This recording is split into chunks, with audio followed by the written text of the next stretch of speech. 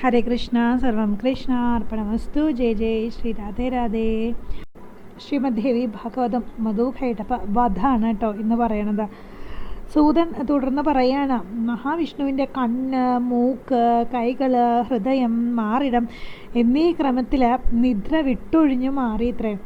ആകാശത്ത് ജഗന്മയി ആയിട്ടുള്ള ദേവി നിലകൊണ്ടു എന്നാണ് പറയണത്. തൻ്റെ മുന്നിൽ പേടിച്ച് നിൽക്കുന്ന ബ്രഹ്മാവിനോട് വിഷ്ണു കാര്യമൊക്കെ തിരക്കി. എന്തിനാ ബ്രഹ്മാവെ ഇങ്ങനെ പേടിച്ചിരിക്കണമെന്ന് ചോദിക്കുകയാണ് ഭഗവാൻ. ബ്രഹ്മാവ് ആകെ പേടിച്ചിട്ട് ഭഗവാൻ ശ്രീ വിഷ്ണുവിനോട് പറയാണ്, നോക്കൂ ഭഗവാനെ, ആ മധുകൈടഭന്മാരുണ്ടല്ലോ, അവരെന്നെ കൊല്ലാൻ വേണ്ടി കച്ച കെട്ടി ഇറങ്ങിയിരിക്കുകയാണ്. ഇത് കേട്ടതും വിഷ്ണു ഭഗവാൻ ബ്രഹ്മാവിനോട് പറയാണ്, പേടിക്കണ്ട ബ്രഹ്മാവേ, ഞാൻ എന്തായാലും അവരെ വക വരുത്തിയിരിക്കും, ഉറപ്പാണെന്ന് പറയാണ്. ആ ഒരു സമയത്ത് നമ്മുടെ മധുകൈടഭന്മാർ അങ്ങോട്ടേക്ക് എത്തുകയാണ്. അവർ പറയാണ്, നമുക്ക് ഇയാളെ അങ്ങോട്ട് കൊന്നു കളഞ്ഞാലോ, ഇവിടെ വെച്ച് തന്നെ കൊന്നു കളയാം എന്ന് അവർ പറയാണ്. ഈ താമരയിൽ ഇരിക്കണ ഇവനുണ്ടല്ലോ, ഇവനെ കൊന്നു കളഞ്ഞിട്ട് വേണം ആ സർപ്പമെത്തേൽ കിടന്നുറങ്ങണ അവനെ കൊല്ലാനായിട്ടേ. അങ്ങനെ പറയാണ് മധുകൈടഭന്മാരെ. അതിനുശേഷം പറയാണ്, എന്തേ നിങ്ങൾക്ക് പോരാടണോ, എന്നാൽ വരൂ നമുക്ക് പോരാടാം എന്ന് വെല്ലുവിളിക്കുകയാണ്. ഒന്നില്ലെങ്കിൽ യുദ്ധം ചെയ്യാൻ പറ്റില്ലെങ്കിൽ ഇവിടെ ഒഴിഞ്ഞു പോകണം, ഞങ്ങൾ കൊന്നു കളയും എന്നൊക്കെയാണല്ലോ ഭീഷണി. ഈ ഭീഷണി മഹാവിഷ്ണുവിന് നേരെയും അവർ പറയാണ്. ഇത് കേട്ടപ്പോൾ ഭഗവാൻ ശ്രീഹരിക്ക് നല്ല ദേഷ്യം വന്നു. ഭഗവാൻ പറഞ്ഞു, ഞാൻ പോരിന് തയ്യാറാണ്, വരൂ നമുക്ക് യുദ്ധം തുടങ്ങാം എന്ന് പറയാണ്. നിങ്ങളുടെ ഇപ്പോൾ ഉള്ള ഈ ഒരു പോർമത ഉണ്ടല്ലോ, അത് തീർക്കാൻ ഞാനുണ്ട്, അപ്പോൾ പോരെ നമുക്കിപ്പോൾ യുദ്ധം തുടങ്ങാമെന്ന് ഭഗവാൻ പറഞ്ഞു.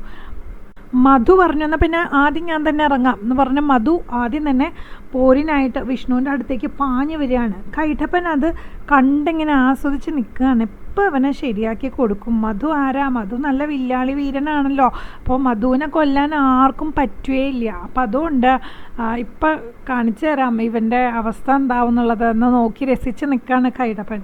അങ്ങനെ രണ്ടുപേരും തമ്മിൽ നല്ല യുദ്ധം നടക്കുകയാണ്. യുദ്ധം അങ്ങോട്ട് കൊടുമ്പിരി കൊണ്ടു. മധു കുറച്ച് കഴിഞ്ഞപ്പോൾ വല്ലാണ്ട് ക്ഷീണിതനായി. അപ്പോൾ കൈഠപ്പൻ വിചാരിച്ചു, എന്നാൽ പിന്നെ നീ റെസ്റ്റ് എടുക്കുക, ഞാൻ ഇറങ്ങാം എന്ന് പറഞ്ഞ് കൈഠപ്പൻ കളത്തിൽ ഇറങ്ങുകയാണ്. രാക്ഷസർ രണ്ടുപേരും അങ്ങനെ മാറി മാറി മാറി മാറി വിഷ്ണുവിനോട് പോരാടിക്കൊണ്ടേയിരുന്നു. ബ്രഹ്മാവും ദേവിയും വാനിൽ നിന്ന് ഈ കാഴ്ച കണ്ടു നിന്നു എന്നാണ് പറയണത്. വിഷ്ണു ക്ഷീണിതനായിരിക്കുന്നു. ഈ രാക്ഷസന്മാർക്കാണെങ്കിൽ വലിയ ക്ഷീണമില്ല, കാരണം അവർ റെസ്റ്റൊക്കെ എടുത്തിട്ട് മാറി മാറിയിട്ടാണല്ലോ യുദ്ധത്തിന് വരണത്.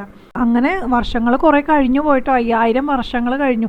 ഈ 5000 വർഷമായിട്ടും ഈ അസുരന്മാർക്ക് മരണം പിടിപെടുന്നില്ലല്ലോ, ഇവരുടെ അടുത്തേക്ക് മരണം അടുക്കുന്നില്ലല്ലോ എന്ന് ഓർത്തിട്ട് ഭഗവാൻ ഇങ്ങനെ ചിന്തിക്കാൻ തുടങ്ങി.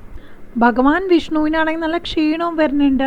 ഭഗവാന്റെ ക്ഷീണം കണ്ടിട്ട് ഈ അസുരന്മാർ മധുവും കൈഠവനും പറയാണ്, ദാസോസ്മി എന്ന് പറഞ്ഞോട്ട് നിങ്ങൾ കീഴടക്കിയോളൂ, അതാണ് നിനക്കൊക്കെ നല്ലത് എന്ന് പറയാണ്. അല്ലെങ്കിൽ പിന്നെ പോര് തുടരണം കേട്ടോ എന്ന് പറയാണ് ഭഗവാന്റെ അടുത്ത് മധുകൈഠവന്മാർ.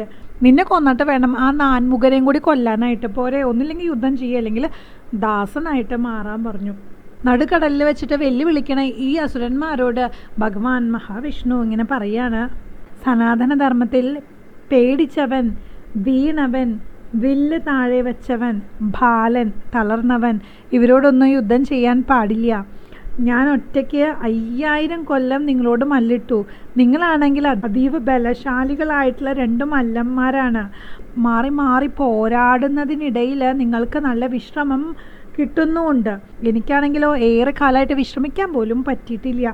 ഞാനൊന്ന് വിശ്രമിച്ചു വരുന്നത് വരെ നിങ്ങളൊന്ന് കാത്തു നിൽക്കണം എന്ന് പറയുകയാണ് ഭഗവാൻ മധുകൈഠവന്മാരോട്. ഈ വാക്കുകൾ കേട്ടിട്ട് മധുകൈഠവന്മാർ കുറച്ച് മാറി നിന്നു. അവരെ എങ്ങനെയാണ് കൊല്ലാൻ പറ്റുക എന്ന് ഭഗവാൻ വിഷ്ണു ചിന്തിച്ചുകൊണ്ടിരിക്കുകയാണ്. ഇവർക്കാണെങ്കിൽ ദേവിയുടെ ഒരു വരം കിട്ടിയിട്ടുണ്ട്. അവർ ചിന്തിക്കുന്ന സമയത്ത് മാത്രമേ അവർക്ക് മരണം ഉണ്ടാവുള്ളൂ. അതുകൊണ്ട് തന്നെ ഇപ്പം ഭഗവാൻ എത്ര കണ്ട് യുദ്ധം ചെയ്തിട്ടും വലിയ കാര്യമൊന്നുമില്ല. സത്യം അറിഞ്ഞ സ്ഥിതിക്ക് ഇനി ഞാൻ എങ്ങനെ യുദ്ധം ചെയ്യാനാണെന്ന് ഭഗവാൻ ചിന്തിക്കുകയാണ്. എന്നാൽ യുദ്ധം ചെയ്യാതിരുന്നു കഴിഞ്ഞാൽ ഇവരാണെങ്കിൽ നശിക്കുകയില്ല, അവർക്കാണെങ്കിൽ വീര്യം കൂടുകയും ചെയ്യും. മഹാശക്തി ഇവർക്ക് കൊടുത്ത വരം വളരെ വിചിത്രമായിരിക്കുന്നു. വളരെയധികം അവശനായിട്ടിരിക്കുന്ന ആളാണെങ്കിലും വളരെയധികം ദുഃഖിച്ചിരിക്കുന്ന ഒരാളാണെങ്കിലും അയാൾ എപ്പോഴെങ്കിലും സ്വന്തമായിട്ട് മരിക്കണം എന്ന് ചിന്തിക്കോ? ഇല്ല. ആ സമയത്താണ് ഇത്രയധികം ആരോഗ്യമുള്ള 2 മല്ലന്മാരായിട്ടുള്ള അസുരന്മാർ സ്വച്ഛന്ത മൃത്യു എന്ന് പറഞ്ഞിട്ട് സ്വയം മൃത്യുവിനെ കുറിച്ച് ആലോചിക്കാൻ പോണത്. ഓരോരോ വരങ്ങളെ ഭഗവതി കൊടുത്തത് ഇതിപ്പോൾ വലിയ ശല്യമായല്ലോ എന്ന് ആലോചിക്കുകയാണ് ഭഗവാൻ. ഇനിയിപ്പോൾ തീരാ രോഗികൾ പോലും മരിക്കാൻ ആഗ്രഹിക്കുന്നില്ല. ഒരു കാര്യം ചെയ്യാം, മഹാമായയെ തന്നെ ശരണം പ്രാപിക്കാമെന്ന് ഭഗവാൻ വിചാരിക്കുകയാണ്. അങ്ങനെ ആ മഹാശക്തിയെ ശരണം പ്രാപിക്കുന്നത് മാത്രമേ മാർഗമുള്ളൂ എന്ന് മനസ്സിലാക്കിയിട്ട് ഭഗവാൻ വാനിൽ നിലകൊള്ളുന്ന ആ തേജസ്വിനിയായിട്ടുള്ള ദേവിയെ യോഗേശ്വരനായിട്ടുള്ള മഹാവിഷ്ണു കൈകൂപ്പി വാഴ്ത്തി സ്തുതിച്ചു അത്രേ. മഹാമായേ, സൃഷ്ടി സംഹാരങ്ങൾക്ക് കാരണഭൂതയായ അമ്മേ, ചണ്ഡികേ, അവിടുത്തെ ചരിതം ആരറിയാൻ? നിന്റെ സഗുണ നിർഗുണ സ്വരൂപം ആർക്ക് കാണാനാകും? എന്നാലും അമ്മേ, ഇന്ന് ഞാൻ അവിടുത്തെ വൈഭവം അറിഞ്ഞിരിക്കുന്നു. നിദ്രയ്ക്ക് വശഗതനായി ഞാൻ എത്ര നാൾ കിടന്നു. നാൻമുഖാദികൾ എത്ര ശ്രമിച്ചിട്ടും ഞാൻ ഉണർന്നില്ല. എൻ്റെ ഇന്ദ്രിയങ്ങൾ മുഴുവനും അപ്പോൾ ഉൾവലിഞ്ഞിരുന്നല്ലോ. നിന്റെ പിടിയിൽപ്പെട്ട് ഞാൻ നിശ്ചേതനായിരിക്കുന്നു. നീ പിടിവിട്ടപ്പോൾ ഞാൻ ഉണർന്നു. ഇപ്പോൾ ഞാനിതാ ക്ഷീണിച്ചു വശനായി ഈ ദൈത്യന്മാരുടെ മുന്നിൽ നിൽക്കുകയാണ്. അവർക്കാണെങ്കിൽ അവിടുത്തെ വരം കിട്ടിയിട്ടുണ്ടല്ലോ. ഞാൻ അവരുമായി ഘോരമായ പോരാട്ടം നടത്തി. അപ്പോഴാണ് ഞാൻ അറിഞ്ഞത് അവർക്ക് കിട്ടിയ ഈ ഒരു വരത്തെക്കുറിച്ച്. ഇതറിഞ്ഞുകൊണ്ട് ഞാൻ അമ്മേ, നിന്നെ ശരണണയാണ് എന്ന് പറയാണ്. വരദായിനിയായ അവിടെ നിന്ന് എന്നെ തുണയ്ക്കണം. പാപികളായ അവരെ എങ്ങനെയാണ് ഞാൻ നേരിടേണ്ടത്? പറഞ്ഞു തന്നാലും മഹാമായേ എന്ന് പറഞ്ഞ് ഭഗവതിയിൽ ശരണം പ്രാപിക്കുകയാണ്. ഇത് കേട്ട് മന്ദഹാസത്തോടു കൂടിയിട്ട് ദേവി പറയാണ്, ദേവദേവനായ ഹരി, വീണ്ടും അങ്ങേ പോരു തുടരുക. അവരെ ചതിച്ചു മോഹിപ്പിക്കുകയേ നിവൃത്തിയുള്ളൂ. എൻ്റെ കടക്കണ്ണിലാൽ ഞാൻ ഇവരെ ഭ്രമിപ്പിക്കാം. എൻ്റെ മായയിൽ മുങ്ങുന്ന അവരെ നിനക്ക് വധിക്കാനാവും. ഇത് കേട്ട മഹാവിഷ്ണു അലകടലിലെ പോർക്കളത്തിൽ വീണ്ടും എത്തിച്ചേർന്നു അത്രേ. 4 കൈയുള്ളവനെ, നിൽക്കവിടെ, ഞങ്ങളോട് ചുണയുണ്ടെങ്കിൽ യുദ്ധം ചെയ്യുക. വീണ്ടും വെല്ലുവിളിക്കുകയാണ് മധുകൈടവന്മാർ. മുഷ്ടി ചുരുട്ടി വിഷ്ണു അവരെയും അവർ തിരിച്ചും അടിക്കാൻ തുടങ്ങി. പിന്നെയും ക്ഷീണിതനായി തുടങ്ങി ഭഗവാന് വിശ്രമം കിട്ടിയിട്ടില്ലല്ലോ. ഭഗവാൻ ദേവിയെ ഒന്ന് നോക്കി. അപ്പോൾ ദേവിയുടെ കണ്ണുകളൊക്കെ തുടുത്തിരിക്കുകയാണ്. എന്നിട്ട് ദൈത്യരെ നോക്കി പ്രേമ പരാവശത്തോട് കൂടിയിട്ട് ഭഗവതി ഒന്ന് പുഞ്ചിരിച്ചു അത്രേ. അവരാണെങ്കിൽ ദേവിയുടെ ഈ മുഖം കണ്ടിട്ട് ആകെ പരവശം കൊണ്ട് നിൽക്കാൻ പറ്റണില്ല ദേവിയോട്. അവർക്ക് തിരിച്ചും ഇഷ്ടം തോന്നുകയാണ്. അങ്ങനെ മോഹത്തിൽ പെട്ടുപോയി ഈ 2 അസുരന്മാരും. ആ സമയത്ത് ഭഗവാൻ ശ്രീഹരി അവരോട് അഭിഷ്ടവരം എന്താണ് വേണ്ടത് എന്ന് ചോദിക്കുകയാണ്. ഞാൻ കുറേ പേരോട് യുദ്ധം ചെയ്തിട്ടുണ്ട്, എന്നാൽ നിങ്ങളോളം വീരരെ ഇതുവരെ ഞാൻ കണ്ടിട്ടില്ല. നിങ്ങൾ ചേട്ടനും അനിയനും വളരെയധികം ബലമുള്ളവരാണ്. ഞാൻ നിങ്ങളിൽ സംപ്രീതനായിരിക്കുന്നു. നിങ്ങൾക്ക് വരം നൽകാം എന്ന് പറഞ്ഞപ്പോൾ ദേവിയെ നോക്കിക്കൊണ്ട് സുന്ദരന്മാരായ അവർ വീരവാദം പറഞ്ഞു അത്രേ. ഞങ്ങൾ ദാനമിരക്കുന്നവരല്ല, ഞങ്ങൾ ദാനം നൽകുന്നവരാണ്. നിനക്ക് എന്ത് വരം വേണമെന്ന് ചോദിച്ചാലും നിന്റെ രണം ഞങ്ങൾക്ക് ഇഷ്ടമായി എന്ന് പറയുകയാണ് ഭഗവാനോട് മധുകൈടവന്മാർ. അവർ വരം വാഗ്ദാനം ചെയ്തപ്പോൾ ഭഗവാൻ പറഞ്ഞു, നിങ്ങൾ എനിക്ക് വധ്യരാകണം എന്നുള്ളതാണ് എനിക്ക് വേണ്ട വരം. സൂതം പറയാണ്, ഈ അസുരന്മാരിത് കേട്ടതും വിഷ്ണു നമ്മളെ പറ്റിച്ച് കളഞ്ഞല്ലോ എന്ന് ഓർത്തിട്ട് വിഷമിച്ചു അത്രേ.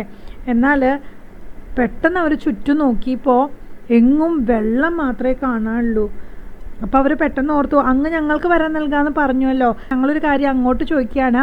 സത്യവാക്കായ അങ്ങ് ജലമില്ലാത്ത അടുത്ത് വെച്ചിട്ട് മാത്രമേ ഞങ്ങളെ വധിക്കാൻ പാടുള്ളൂ എന്ന് പറയാണ്.